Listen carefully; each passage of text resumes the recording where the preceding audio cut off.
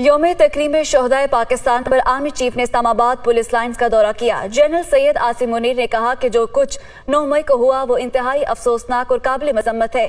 شہداء کی یادگاروں کی بے حرمتی اور ان کے وقار کو مجروح کرنے والوں کو قوم معاف کرے گی نہ ہی بھولے گی۔ تفصیلات اس رپورٹ میں۔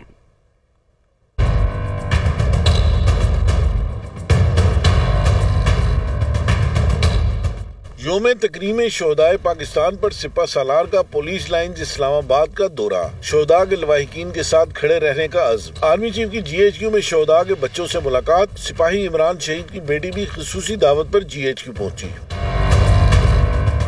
آئی ایس پی آر کے مطابق پولیس لائنز اسلام آباد پہنچنے پر آئی جی اسلام آباد پولیس ڈاکٹر اکبر ناصر خان نے آرمی چیف کا استقبال کیا۔ پولیس افسروں، جوانوں اور پولیس شہداء کے لواحقین سے خطاب میں جنرل سید عاصم منیر نے کہا، پاک فوج، پولیس اور قانون نافذ کرنے والے ادارے ریاست کی علامت اور شیشہ پلائی دیوار کی مانند ہیں۔ سپہ سالار نے کہا کہ شہداء کے ورثاء کو پیغام دیتا ہوں، پاکستانی عوام اور پاک فوج ان کے ساتھ کھڑی ہے اور کھڑی رہے گی۔